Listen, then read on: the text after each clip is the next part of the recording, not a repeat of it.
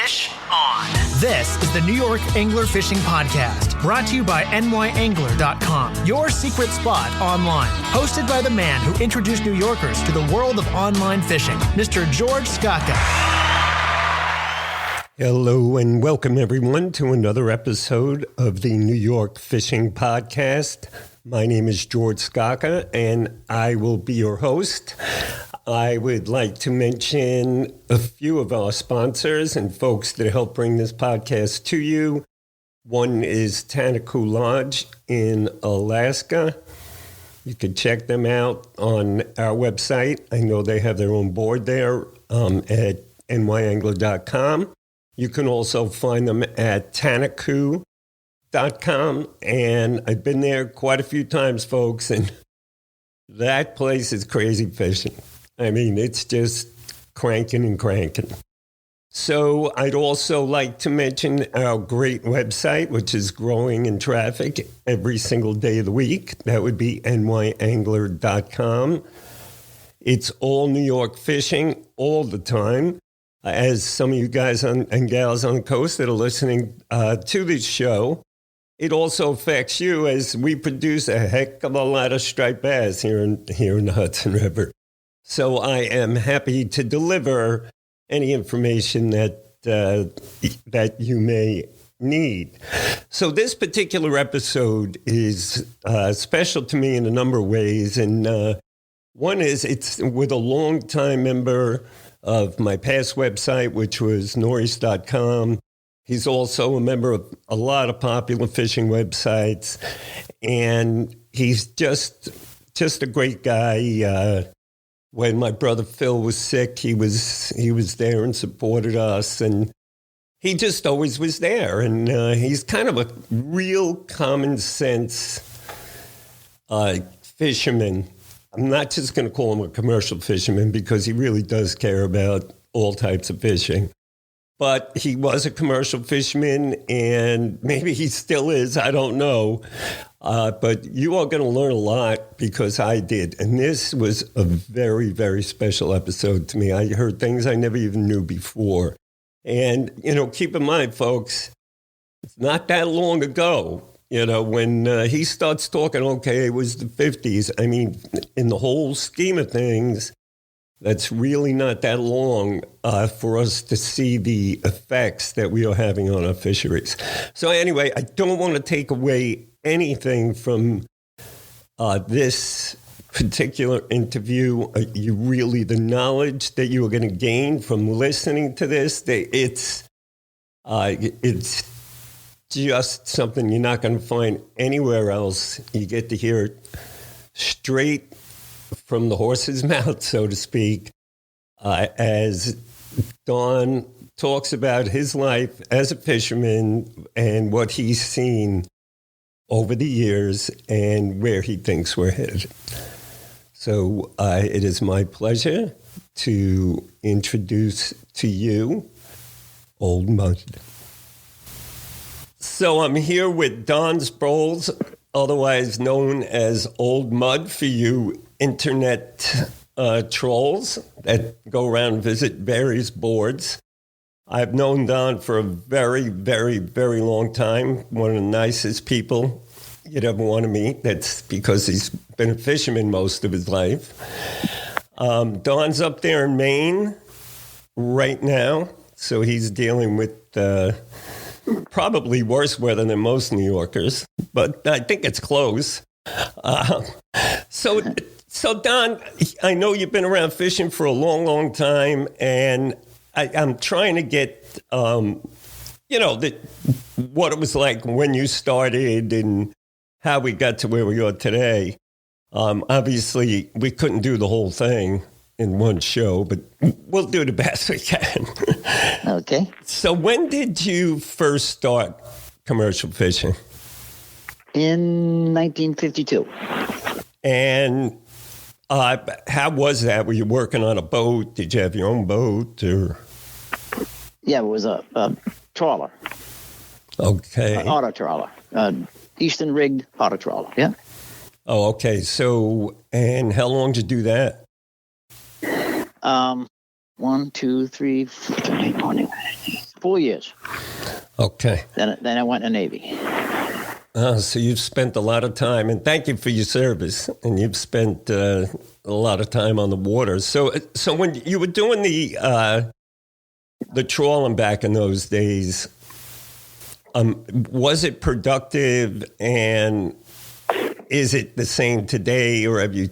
I'm guessing it's not, but No, it's not the same today. In those days, that was way before Magnus and Stevenson to begin with. So it was a matter of go out to George's, fill the hole.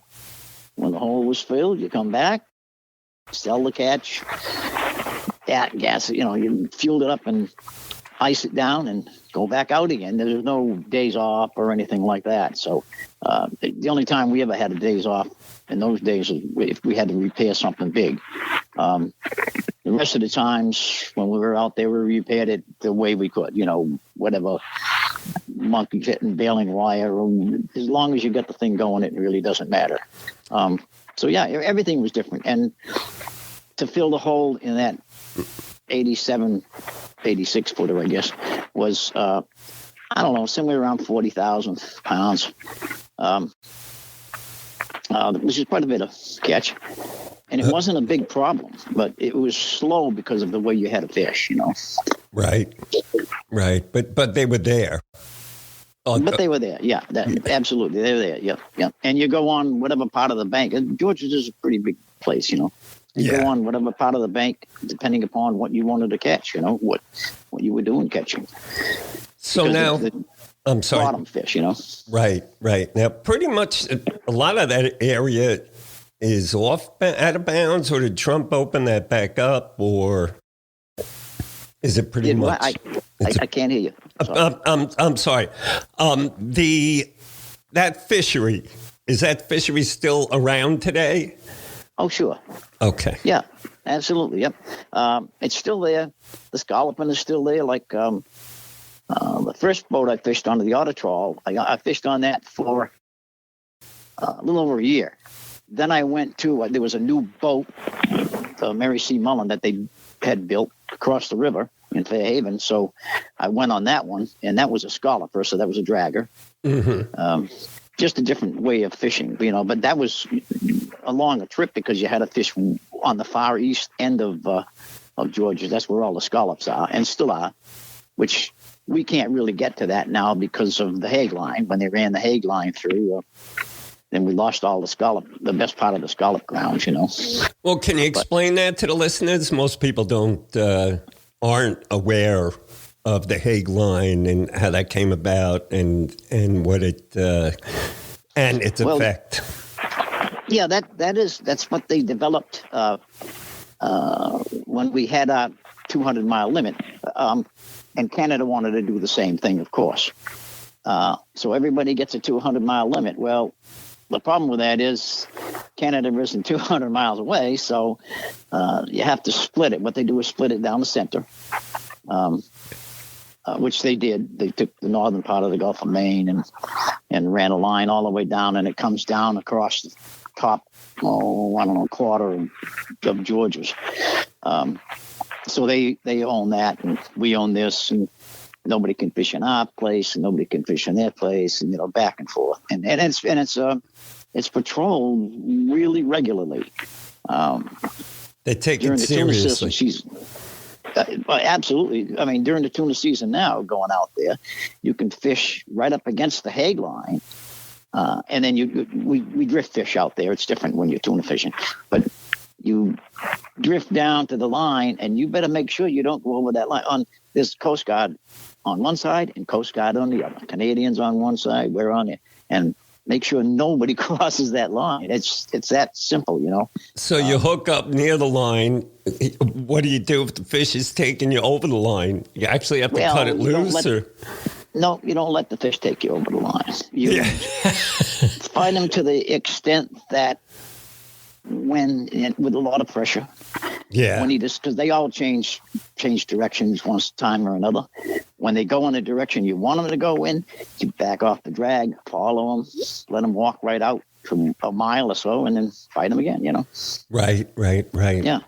Okay, so you went into the Navy. So you were 4 years. You got that taste of the sea. You go into the Navy, and what happened when you got out? I went fishing. Yeah, I figured that.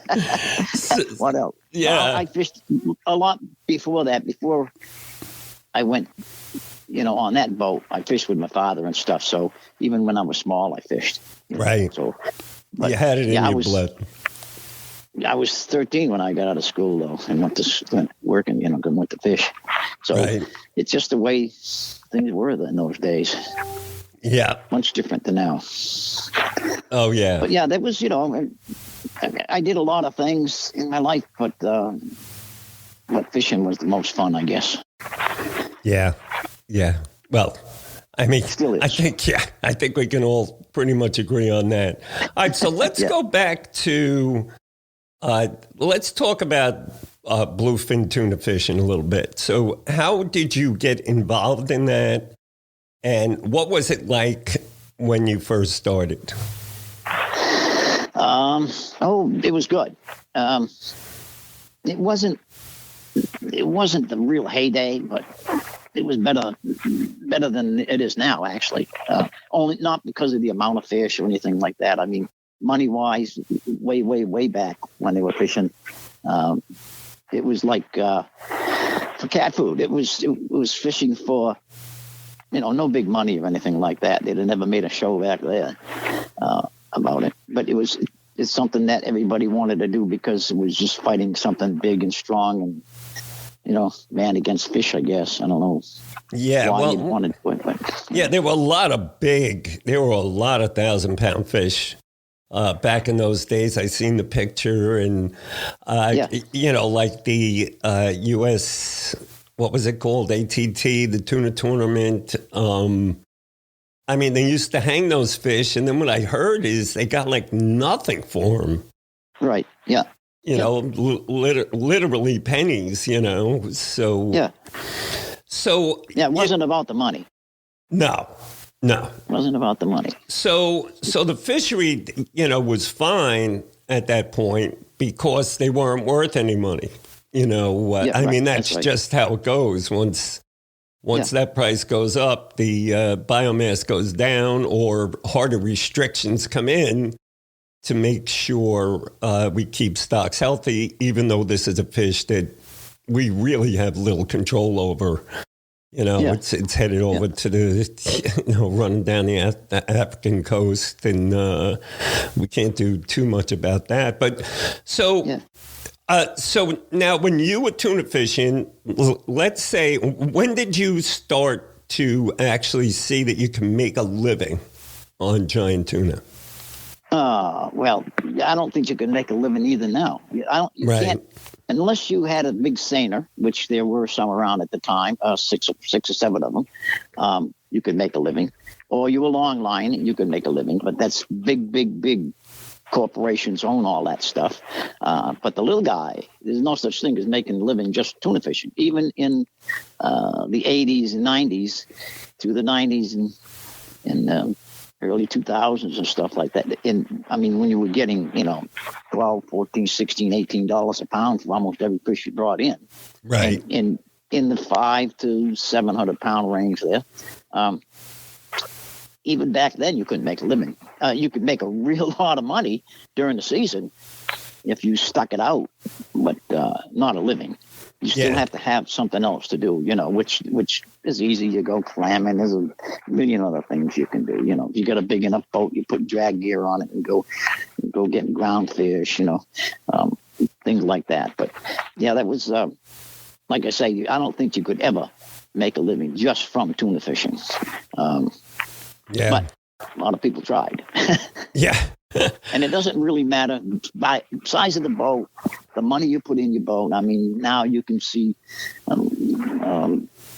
guys running Westbacks $1.5 million Westbacks. Yeah. Catching tuna fish. Well, if they Young's- can fish right next to Young's me, brothers. Yeah. yeah, So, they can fish.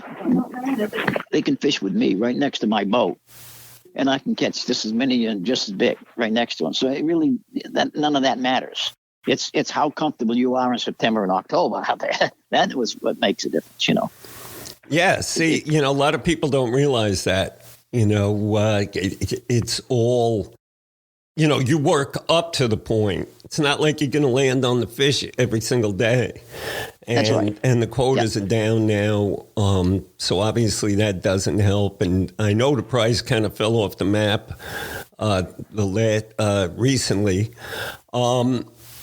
So tell me, how were you fishing them? You were hook and lining these fish just like, and what kind of rigs and reels, and how were you baiting them? Were you doing things different, or is it pretty much, I'm sure you didn't, I don't know if you had a green stick in those days, but... well, hand lines. That's how it all started, with hand lines, because nobody could afford those rigs. Even the old rigs that they used were basically, in fact, I got an old one, split bamboo rods, unlimited rods, actually. They were like, broom handles or something that you couldn't break. And about that flexible, too. 6-footers. And they had the reels they had before they even had those big 14 pens and stuff. They were really, really crude. But handline was a lot easier, actually. But nobody could afford rods and reels when we started out anyway, so everybody had hand lines. So now, wait, you got to explain this hand line thing to me. I'm picturing somebody pulling in a giant tuna by hand. That's not what you're saying, right? Yes, yeah. It's a lot. It's work. It's totally work, yeah. It's a line which is it's probably 1/4-inch line, right. 5/16 line. It's what they used to use for long lines, those 20, 30, 40-mile long lines with the ganglings on it and stuff, before they were using mono like they are now. That's that kind of line, and then a top shot of heavy mono. In those days, you could run 400 pound and nobody would even think about it. You'd still catch fish. Right. Didn't have to worry about shy gear and all that stuff, which you really still don't. Yeah, right. I don't care what anybody says. I know you don't. Oh, okay. Because I don't. Okay. But yeah, that's just rig baits, stick rig baits. Pretty easy to rig. Take you 20 minutes to rig a good one. And you put 2 or 3 or 4 of those over, and hope there's no dogfish or sharks in the area. Depending upon the time of season, you figure July on, you're going to be getting some big sharks because they'll tangle everything up, and then you'll be rigging more baits. So we didn't really use live baits until, 8-9 years ago, 10 years ago, I guess. So just, I got to get back to this handline thing one more time. So you're putting your baits out at different depths, I guess, and letting them float out, and you're drifting. So what do you have, like the line in like a pail or something, and it just goes running out? I mean, what happens when you handline them? Or do you just tie them off on a cleat? Yeah, no, you can't tie them off on a cleat. The fish will be gone. No, so you can't do that. But what you do is let your lines out, and then you have like these D rings. You ever see what a D ring is? Yeah. It slops back and forth, and you tie that line off with 40 or 50 pound test line. Regular squidding line or anything, just a short piece, and you put the D down, and when that fish hits that, it'll snap that thing up and it'll wake you right up out of the dead if you wanted. Right. And it'll break that line. But when it breaks that line, that 40, 50 pound size line, it also sets the hook. So then you just fight them. You can't stop the fish. It's just like even with a rod and reel. When that fish makes its first run, there's no stopping them. There's no sense cranking. You're just going to weigh yourself out. So you just let it go out of the basket. Yeah. Yep. So And it's lining a basket. It's running out. Yeah. And now it's going to be someone's job, or I guess a few people's job, to pull this thing back in by hand. No, I've fished solo for so many years of my life that I can do that myself. It doesn't, you can do that and get off the mooring and run the boat, all that, well, trying to catch a tuna fish. It's not impossible. That is a lot of fun.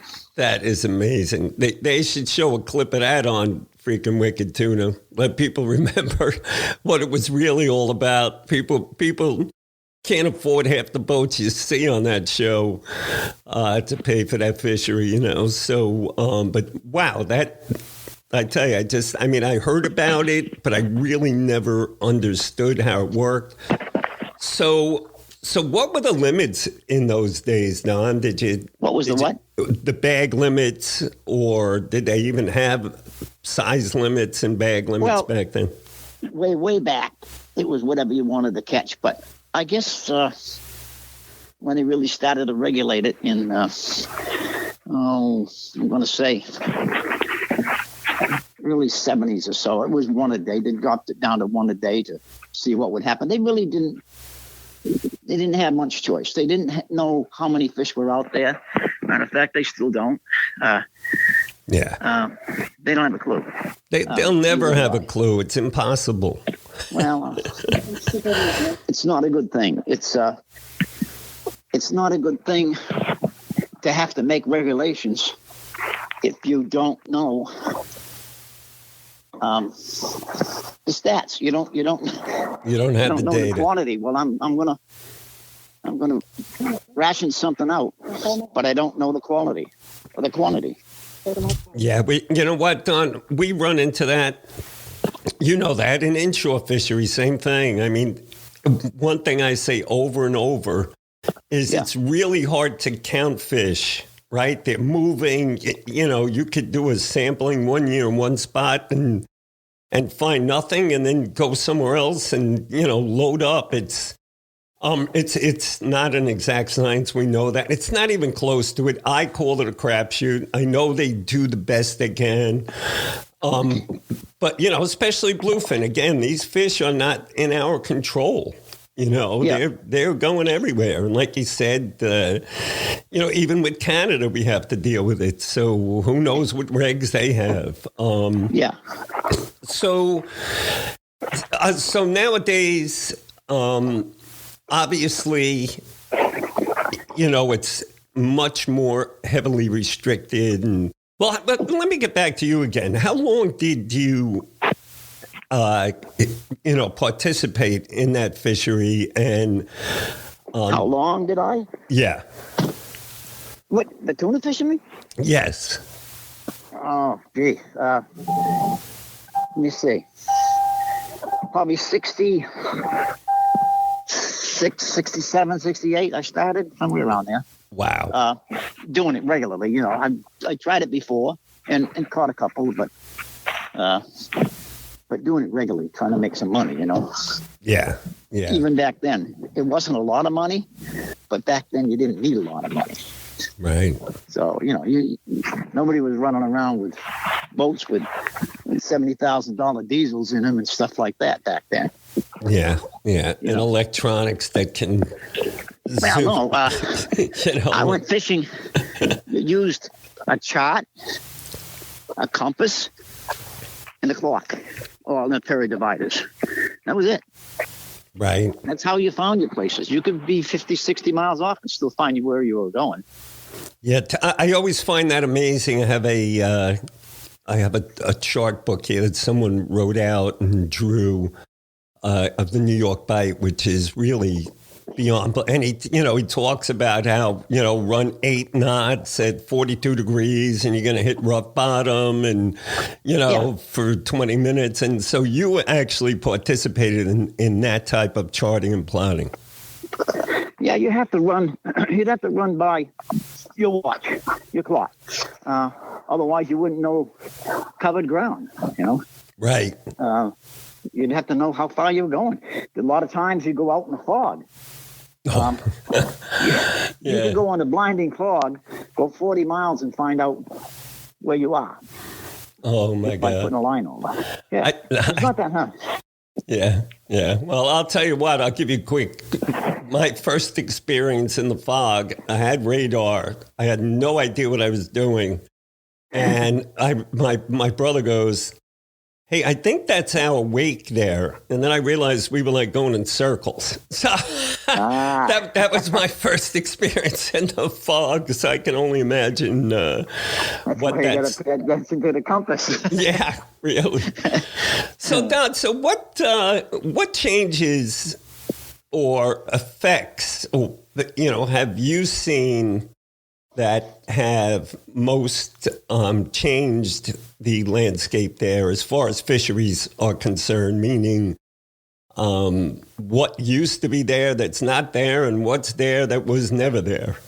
Oh, my gosh. I mean, all the fisheries, ground fisheries, all of them, they've all completely changed. It's pressure. It's a pressure thing. Mm-hmm. Many more people fishing now than they were before. The major thing, I think, aside of so many people fishing, the major thing is technology. Technology is just going to screw us right into the ground because it's just the way it is. We let it do that. We want it to be that way. At one time, you could complain about it. That guy's catching all these tons of fish. Well, that's technology. When you can take a 280-foot boat out there, two of them actually, set a net out between them that's damn near a quarter mile wide, and run down the bank with it, you're going to get a lot of fish. A lot of fish. Yeah. That technology, even the technology to take your forward sonar and tell from a quarter of a mile away, well, okay, we got to steer over here because the school of fish is over here that we want. That technology is just croaking us. Yeah. No difference than the simple sounder. Something as simple as a sounder. That's where it all started. When I first went out, we had no sounder. We had a paper machine, but it didn't work at all. We had a VHF radio that worked till we got out of the harbor, not much further. So it was only good within about a mile, talk boat to boat out there. Other than that, the thing was useless. And no SSB or anything like that, but radio direction finder and a compass and a clock again, and a sounding lead. And we actually would go to Georgia. The captain would say, okay, go take a couple of soundings. He'd know about where we were. And you take a couple of soundings, 32 fathoms. Good. They'd take a little cut one way and run for 20 minutes. Take another sounding.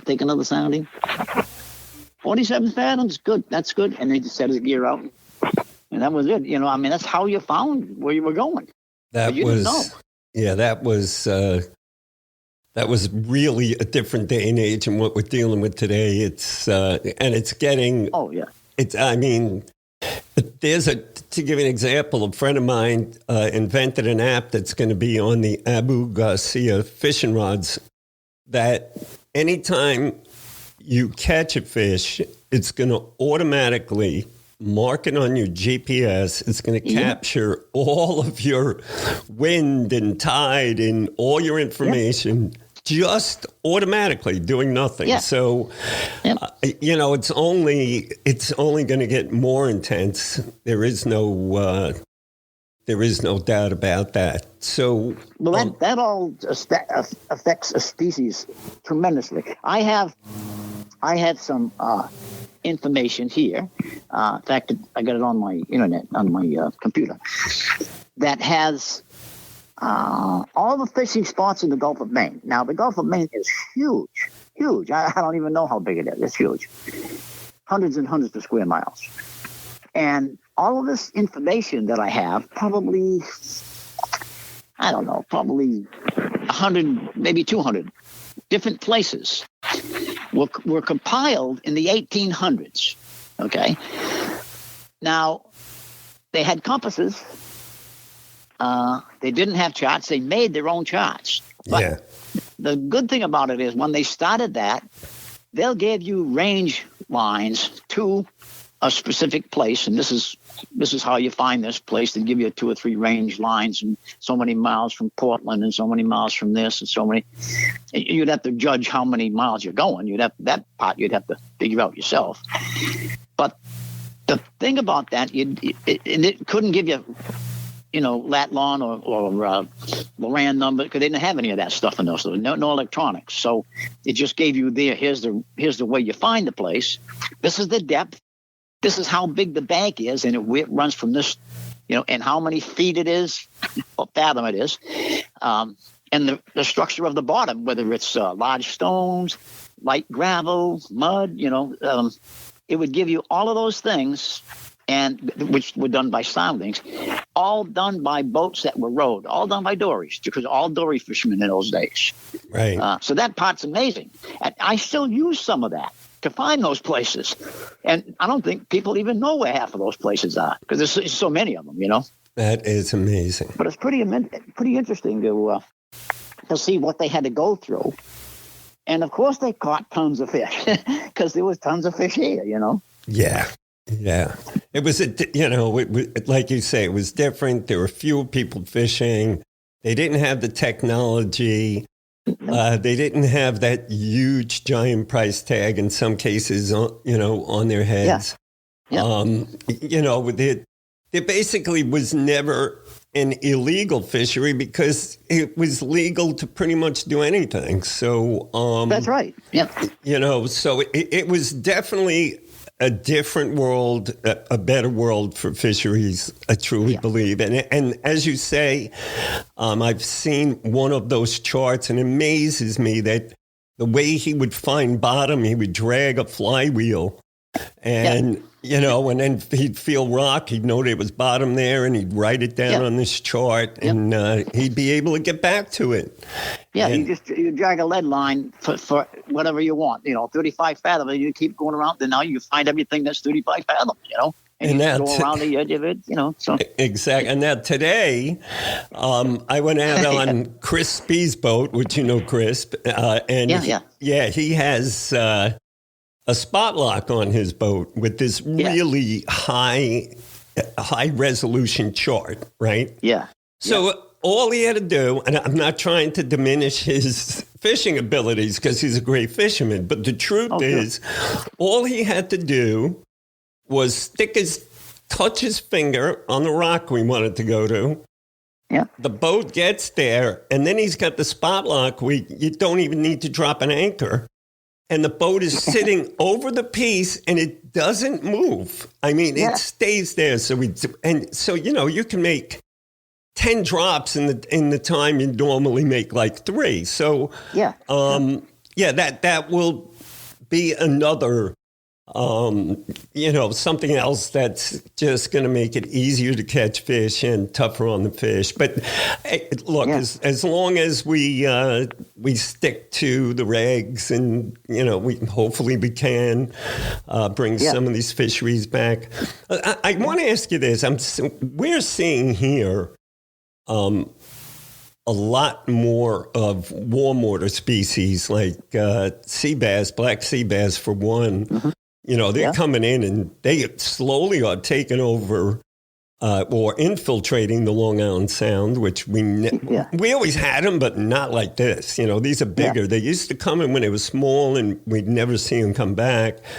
Yeah. And also, we lost our lobster fishery. We had a 4 million pound a year fishery here forever. Those lobster boats anchored up, tied up to a dock right next to me forever. Whenever I went out, I saw those guys. And now they're gone, but I understand you guys are having, your lobster fishery is fine there. Oh, absolutely, yeah. The lobster fishery is quite different from most of the rest. It's like a self-regulated fishery. It's really regulated by the main fishery lobster association. Right.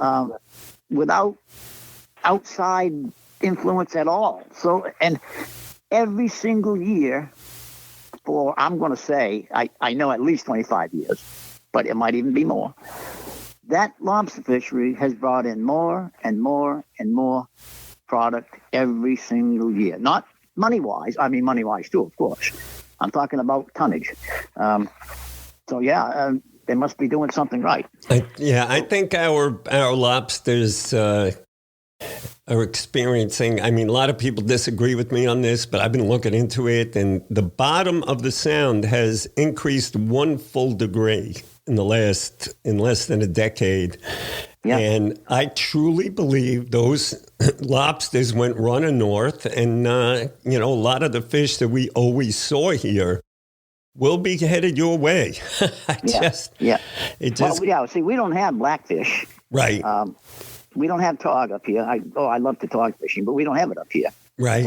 It isn't too much further south that we have it, but not in this state at all. So those are the kind of fish that, quite possibly they'll be coming up. It really, as far as the lobsters go, I think the lobsters quite possibly will clear out and just go to Canada. Canada, Iceland, Greenland, they got plenty of places to go. They don't have to be here, but they have feed here. That's why they're here. They have a lot of feed here. Right. The thing that bothered them a bit was, and it bothers the lobsters also, is when they let these big pair trawlers come in and take all this herring. I mean, herring, like when they have, they'll put all of that onto one net, put it all on one boat, bring it into Portland, blow it into 10 trailer trucks, and send them all to Canada. Okay?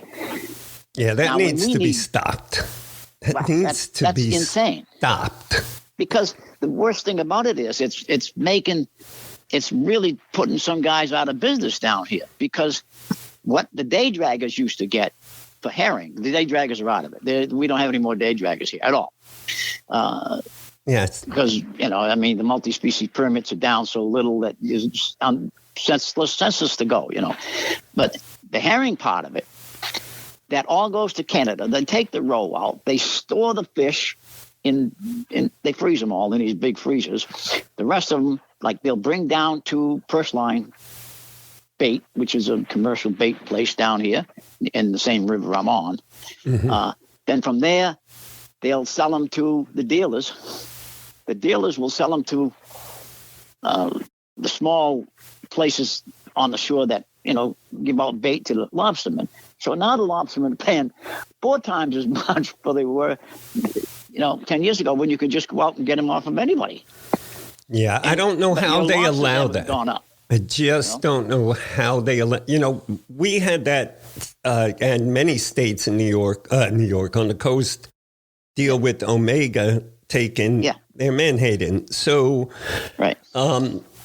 Years ago I worked on a bill here, and we passed the bill that got Omega out of New York's waters.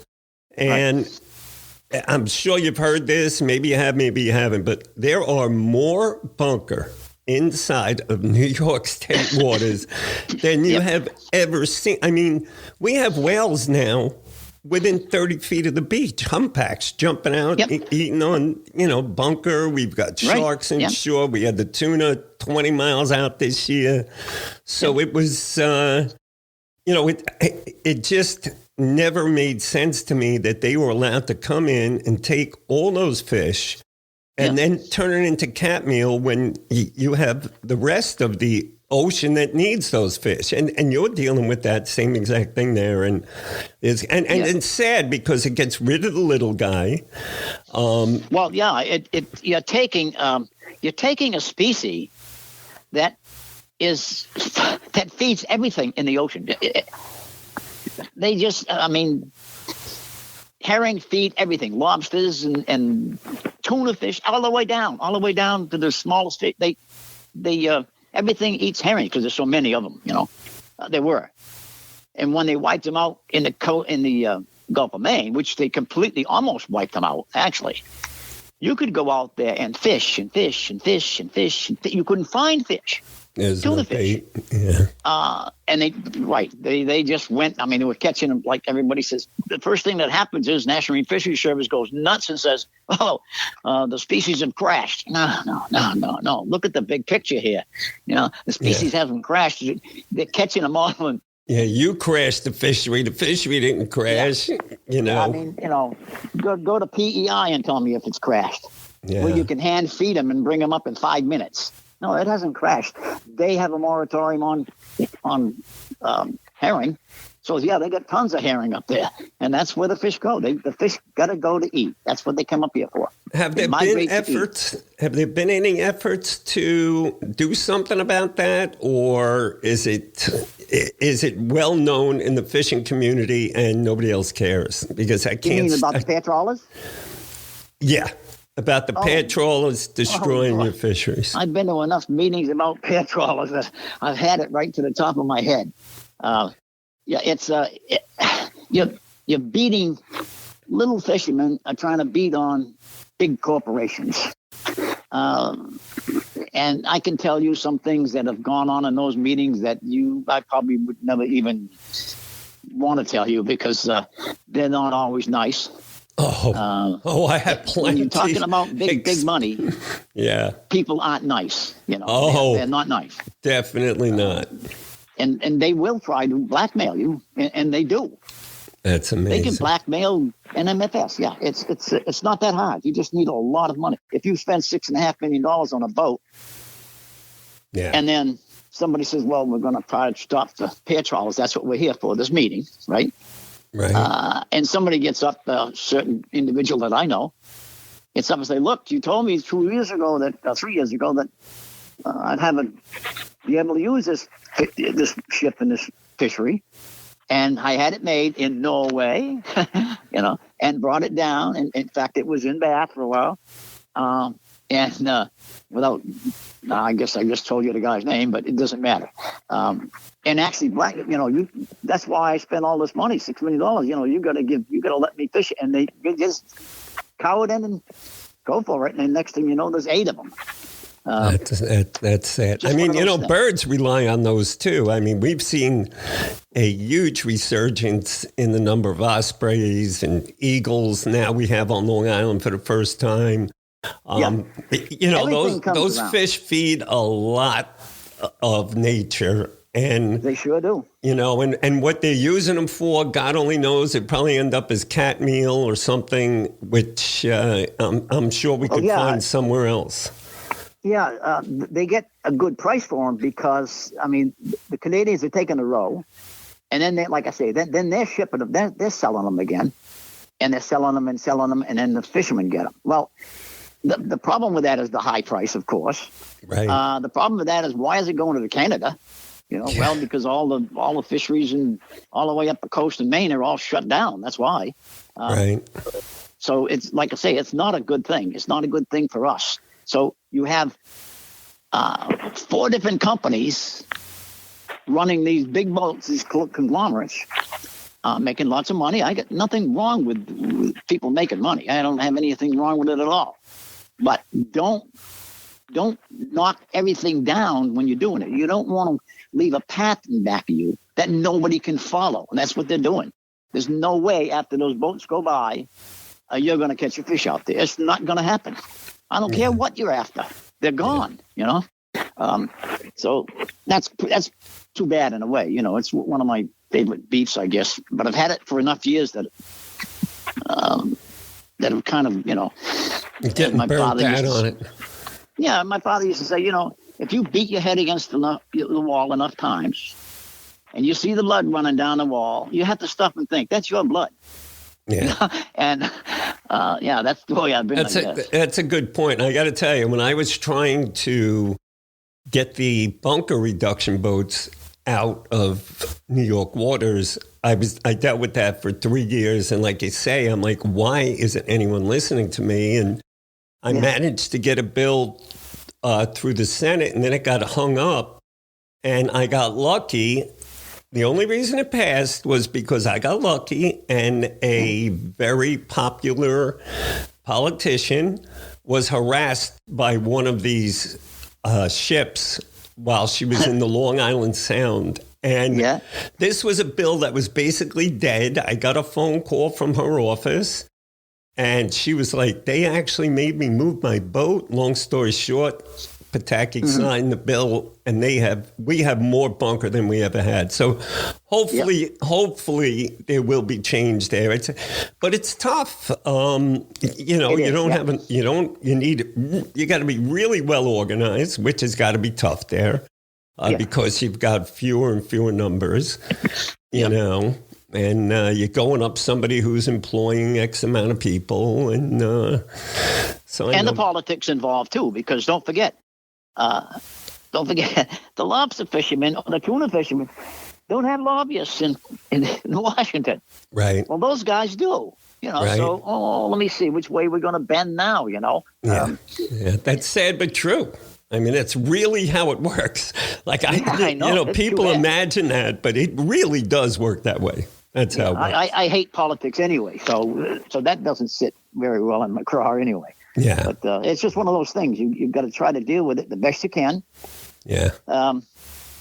You know, try to hold your tongue sometimes, and when you can't, you just try to be somewhere near sensible about it. But if you study enough, you do your own little homework. I found out a lot of things, and I don't know, maybe time in. Maybe it's just how many damn times I've sat there, how many days I've sat there and watched the water go by and think, wait a minute, now the tide's coming in and out, and the water keeps going the same way. I'm in the Gulf of Maine here. What's going on here? Yeah. And if you start looking into it, and you find out, okay, I'm sitting in the current, and the tide is not affecting that current. Tide's going up and down all day long. Everybody says, well, I'm going to wait till the slack before I throw my baits out, you know, because in the old days, everybody wanted to wait till slack. More people caught fish to the slack. Because when you're rigging a bait, you're putting the bait in the water, and the tide's moving or the current's moving 2 or 3 knots. That isn't sitting there the way you think it is. That thing's sitting there sideways, fluttering like, what the hell? It's a chunk of meat, you know. That's all it amounts to. Right. It doesn't look like, I just put it in the water. Oh, that looks perfect, you know. So when you figure some of that out, which way the currents are going and why, and when it's stronger than the others, you know, of course, on the moon, of course. And you can think of a lot of things like if those fish are migrating and coming up from the Gulf of Mexico, most of them actually, they're coming up on the Gulf Stream, which is on the edge of the bank. The edge of the continental shelf, in other words, where Georgia sits too. The only reason they're going to come in is to feed. They're coming up here to feed. How do they know where to go? Okay. Well, all of these currents that are coming out, if there's a lot of bait there, they're bringing scent. So they'll know enough to run up to New York or run up you know, up by the Cape and stuff like that. They know that. They can pick up that scent. I know they can. I'm positive of that. They haven't figured it out yet, but I can tell you as sure as I'm sitting here, they know where the herring are. Right. That's a shame. It truly is a shame, you know, but we see it over and over, the gold rush fishery. So, Don, so I want to go back again. So now, just a little bit, because I'm curious, you know, how you sold a giant bluefin. Like, when did the shipping start happening and the Japanese start paying for the big money for the fish? Was that like right out of the gate? Were they buying those fish right from the beginning? Or, you know, did some kind of a, you know, buy ship industry show up? When it first started, like I say, you couldn't get rid of them anyway. But I don't know, I can't even tell you what year. Probably in the late 60s, mid 60s, maybe, when the Japanese would send a ship over, you know, and it'd sit out there somewhere. And at the end of the day, when you wanted to go sell your catch, if you had 3 or 4 guys in there, they knew because they could hear us talking back and forth and all.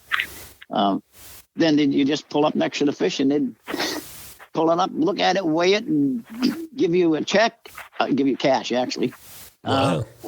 in an envelope, and then let you go.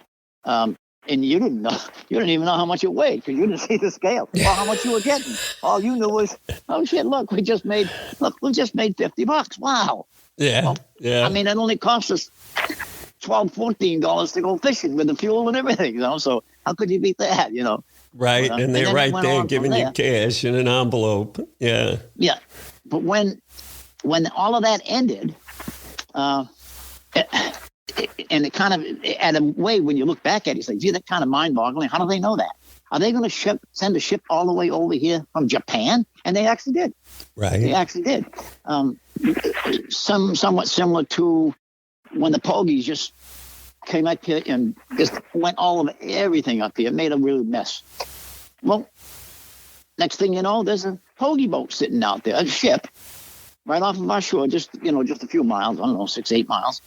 A Russian ship, and taking all the pogies you could give them and paying you for them. Not much, you know. Right. They'd actually pay you for them. So I thought, oh, okay, well, just go out and something that's up. Wow, what a different pogies, world. you know?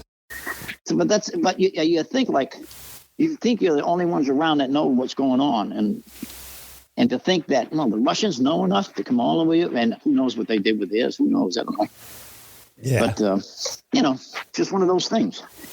Yeah, so that's how you would sell them. The ship was there. You'd go to the ship. They'd take the fish. You had no clue what it really weighed. And they said, here's an envelope. And you were happy and went doing it again. By about the 70s or so, there was buyers around that you just sell your fish to. They're really not, I don't know, everybody calls them buyers. They're not buyers at all. The people that take your fish, call them whatever you want. They're working for me. That's the way I look at it. Right. They're not buyers. They're not paying you. The old days, well, now I'm thinking about the old days. Probably about in the 80s, 82, 83. We used to have, just right on the river that I'm on, right down the end of the river, at Small Point, these 5 little Japanese guys would come out at the end of every day. Well, late afternoon, 3:30, 4 o'clock. Go to this one little spot and buy fish. And it was silent auction. In other words, you put your fish up there and it's sitting on a pallet. It's number 33 or whatever. And each one of these guys would have these little pads of paper and they put down a price on it and their number. And then hand it all to the guy, and the guy would say, okay, who owns fish 57? That's me. Okay. Okay, we got a bid of $2.20. We got a bid of $7.90. We got a no bid, and we got a bid of $9, and we got a bid of $22. No. And then you say, which one you want to take? Yeah. Let me think about this for a minute. And next. So you get $22 for your fish. Okay. And the worst thing about that is, and I mean, our economy was good. Their economy was good. That's good. That's what keeps the price up. Because the people are still going to eat fish over there. And they still like wild caught tuna fish, bluefin. Right. Better than farm raised. Right. Supposedly. So yeah, that's the way it used to go. And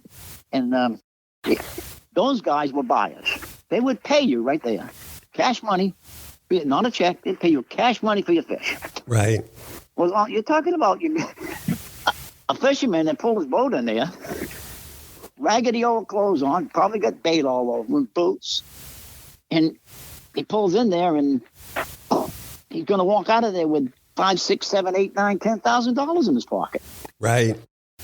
I mean, that's a good thing to do. Absolutely. And everybody else that you send your fish to, just like today, there are no buyers.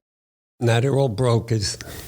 The buyers you don't deal with the buyers. They'll come up and here, well, this is how much it weighs. Let's take a look at the core, just like they do on Wicked Tuna, Yeah. I'm going to give you X amount. They don't tell you that. Wicked Tuna is the only place you'll ever see that. They don't say, I'm going to get you $10 a pound. I'm going to get you that. No, they're just agents. Right. They're agents. Right. You haven't sold your fish.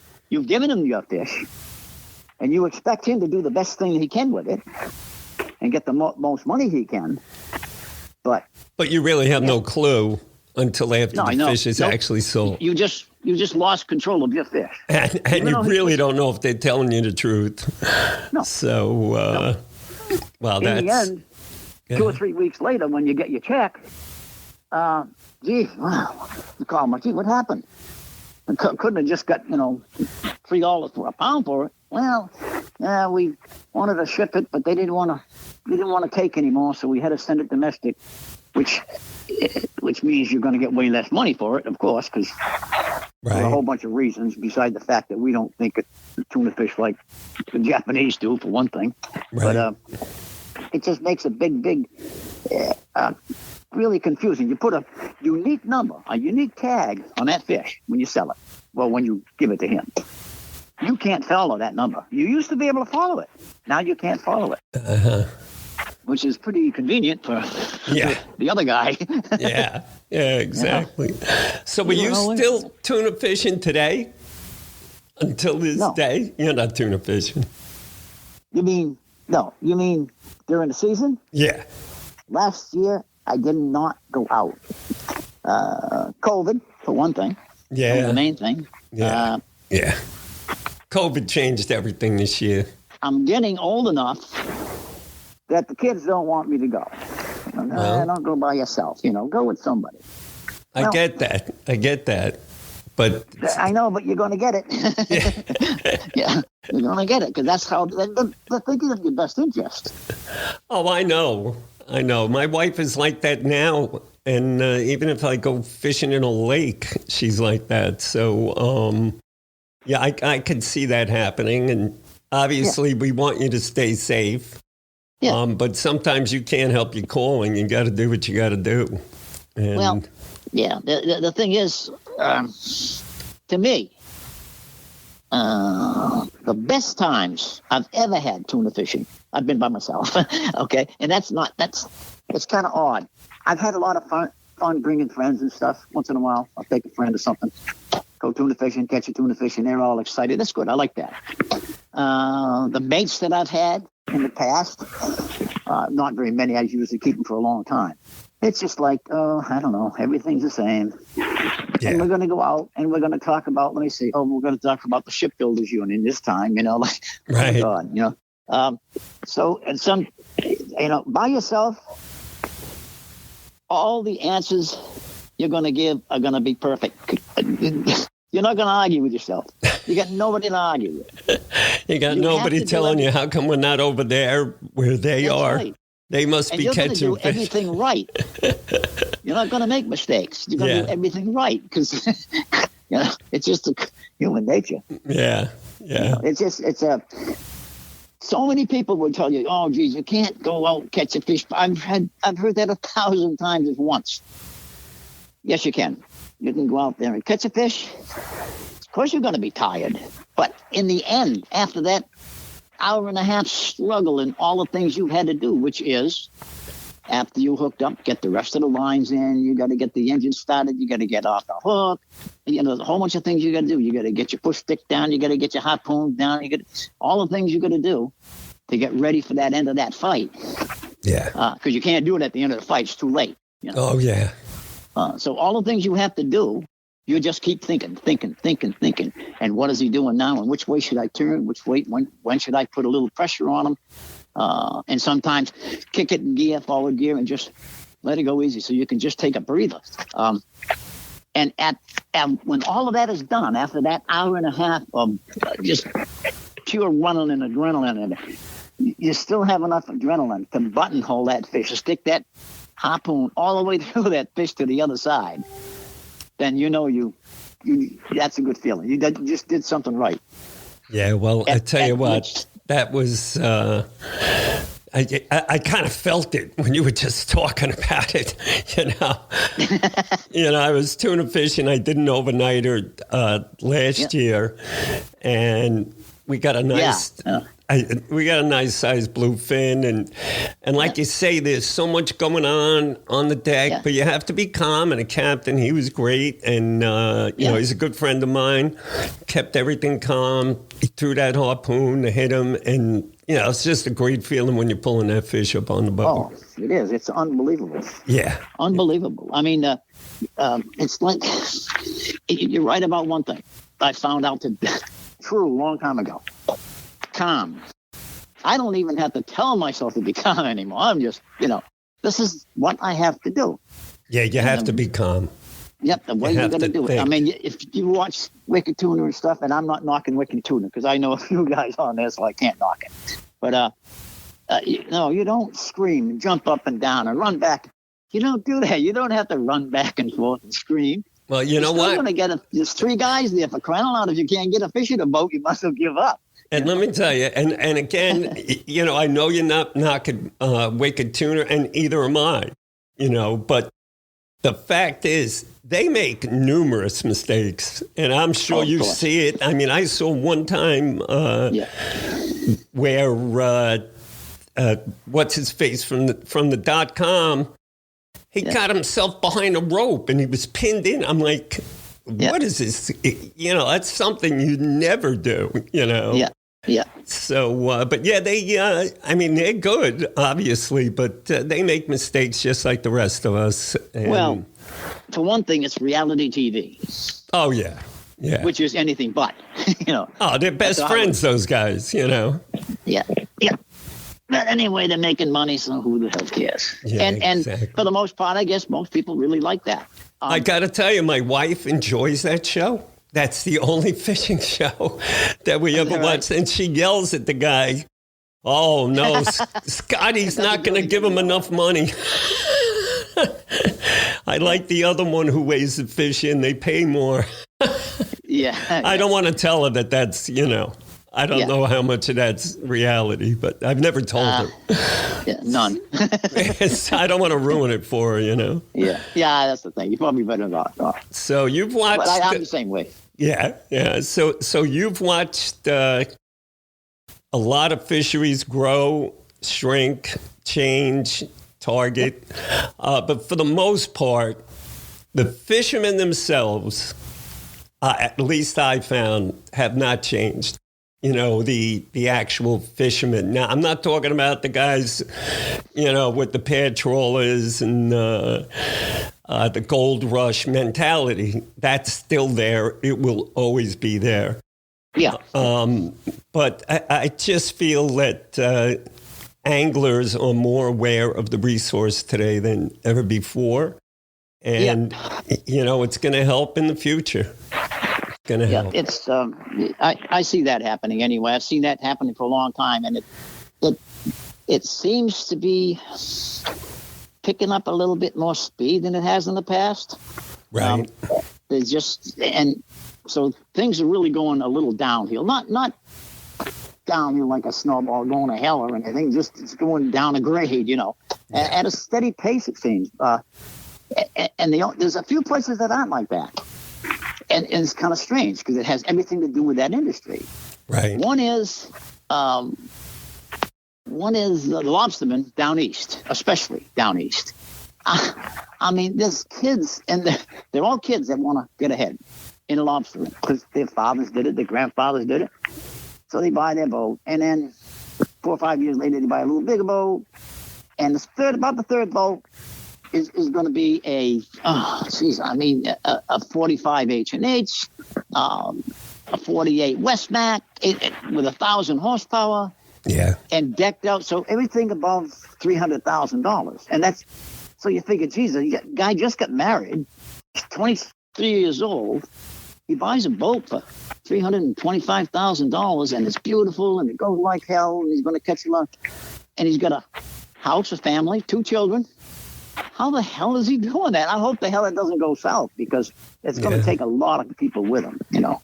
Yeah. And then the other part of that is the boat builders. The boat builders here are doing so well because of there's so many people that want these boats. Yeah. So it's realistically It's a 3 mile, three year wait for a boat. Put you on a waiting list. Yep, 3 years. That's crazy. And people are actually buying, or I should say selling and buying too, these spots. Here, let me buy your spot I'll buy your spot for $30,000, just so you can have your boat built quicker. Wow. I mean, so there are people with a lot of money. I mean, I don't know any of these people, but with enough money to do all that, or to buy a boat, and the minute you get that boat, it's for sale. Yeah. And he's already got another spot picked out. So the industry is doing well. Hopefully things will hold up for him. And I tell you, Don, this has really been quite an adventure speaking with you. And yeah, you too. And I really do appreciate your input. And, you've always been a good friend. You started at Northeast, and now you pop in at New York Angler. And, you'll always be a good friend. And, I don't know, next time, if and when you ever come down, look me up. I'm not taking you tuna fishing, but I can get you out on the water, that's for sure. Yeah, that'd be a good thing. I'm going to be down there. It's been a long time since I've been down there, but because of the COVID, Yeah. But I do have to get down there. Yes, I do. All right. Well, you look me up, Don. And this has been a great interview, and we will definitely keep in touch. Okay. Well, there you have it. Mr. Don Sproul, Old Mud, telling us how it used to be, what it is like, and what he sees in the future. And there's a lot of wisdom in there. This is a man that hand-lined giant bluefin tuna, as you heard it. So, Don, thanks again to all our listeners. I want to thank you again for the continued growth we're seeing in our subscriber base. More and more listeners every single week. We've got like a new website set up. It's called the New York Fishing Podcast.com. You can go there and actually, if you have the ability to speak through your computer, or even if you do it through a phone, you can actually call there and ask a question, or maybe give me a topic you would like me to cover. I can tell you our next episode is going to be more about early season tactics. We're going to get into, what to look for. And I will also be continuing my series on the state of our fisheries. And more importantly, what I'm finding out is the state of our water and our water temperature, as many fish are moving north, and there are just so many indicators that it's happened. My eyes are being opened pretty wide. So I'm going to bring that to you, and you will hear back from me at least twice a month. I'm trying to push that to every week.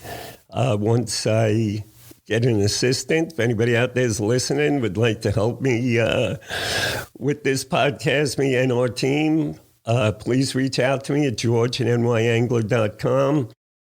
And again, be sure you subscribe to this podcast so, you'll get a notice every time there's a new one. Plus, obviously, it helps us in the rankings. As those of you know, right now, there is zero advertising anywhere. We do not make an income. So the big thing for us is to get good reviews, get a lot of reviews, get a lot of listeners, which we're gaining every single week. So once again, thank you all for tuning in. We truly appreciate it. Look for the next episode, which should be coming out shortly. And again, if you have a topic you'd like me to cover, you can do that on NewYorkAngler.com, on the forum in there. Or you can actually go to the NewYorkFishingPodcast.com website and do it by voice, and which we would then be able to play on the podcast. Also, if there's any contributors out there, anyone that's interested, in contributing to this podcast in any way, manner, or form. I don't care if you make your own molds, if you make your own, fly your own ties. I'm looking for kayak fishermen. I'm looking for the people we know that can catch fish. I know many of you who are out there. I'm hoping to bring in a younger crowd. So, and especially you women, I'm not sure the women know this, but you are actually one of the largest growth segments in fishing. Problem is, you come in for a couple of years and you're falling off, but we'll find a way to keep you here. So, again, thank you all for listening. I appreciate all the tons of support we had. Review us, rate us, check off that subscribe button, and be sure to tell all your friends that they can find the New York Fishing Podcast on anywhere that podcasts are available, from Pandora to Spotify to Apple Podcasts. Wherever you can find the podcast, the New York Fishing Podcast will be there. Again, thank you all, and until next time. You're listening to the New York Angler Podcast. You can find more on fishing New York waters at nyangler.com, your secret spot online.